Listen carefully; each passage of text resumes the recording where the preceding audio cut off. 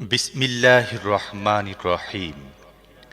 যখন আকাশ ফেটে যাবে এবং নিজের রবের হুকুম পালন করবে, আর এটি তার জন্য সত্য।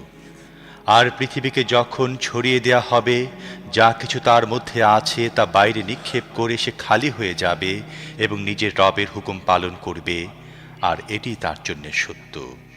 হে মানুষ, তুমি কঠোর পরিশ্রম করতে করতে তোমার রবের দিকে এগিয়ে যাচ্ছ, পরে তাঁর সাথে সাক্ষাৎ করবে।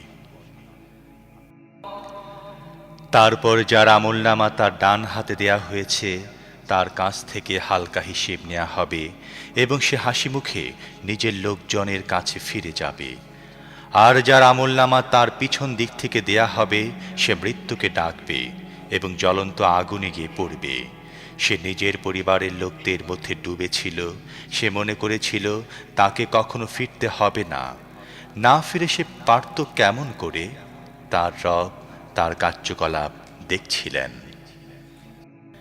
কাজী না, আমি কসম খাচ্ছি আকাশের লাল আভারো রাতের এবং তাতে যা কিছুর সমাবেশ ঘটে তার, আর চাঁদের যখন তা পূর্ণ রূপ লাভ করে। তোমাদের অবশ্যই স্তরে স্তরে এক অবস্থা থেকে আরেক অবস্থার দিকে এগিয়ে যেতে হবে।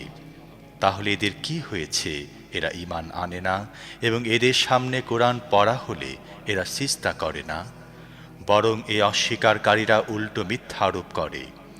অথচ এরা নিজেদের আমল নামায় যা কিছু জমা করছে, আল্লাহ তা খুব ভালো করেই জানেন। কাজেই এদের যন্ত্রণাদায়ক আযাবের সুসংবাদ দাও। তবে যারা ঈমান এনেছে এবং সৎ কাজ করেছে, তাদের জন্য রয়েছে অফুরন্ত পুরস্কার।